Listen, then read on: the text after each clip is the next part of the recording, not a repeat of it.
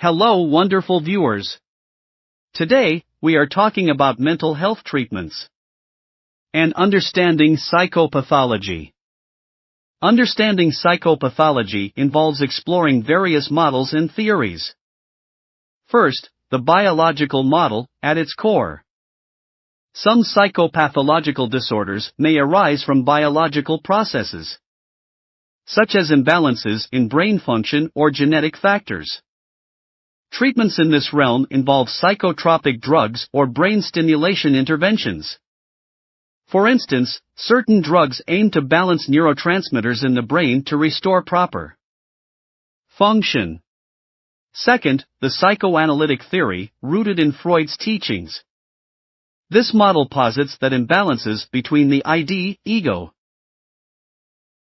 and superego, often stemming from childhood traumas, can result in psychopathological symptoms. Third, behaviorism, focusing on observable behaviors. Behaviorism analyzes psychopathology using principles of classical and operant conditioning, both forms of learning. For instance, in classical conditioning, imagine every time you smell a certain perfume, someone gives you a piece of chocolate. Over time, you'd start feeling happy just by smelling the perfume, even without the chocolate. That's because you've associated the perfume with the treat. This is the essence of classical conditioning.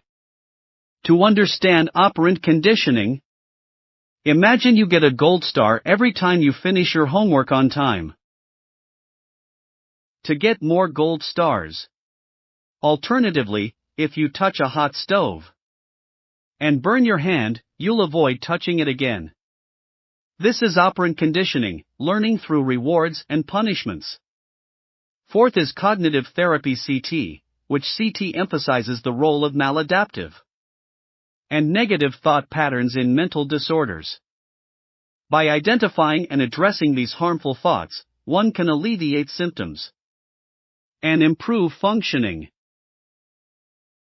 Next is evolved cognitive behavioral therapies CBT. Modern approaches like dialectic behavior therapy and acceptance and commitment therapy incorporate mindfulness and address more nuanced aspects of human emotions.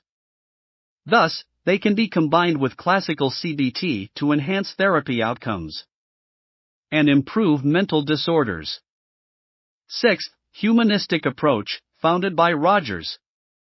This approach emphasizes the importance of self-awareness, finding who we are, personal growth, and finding meaning like become engineer.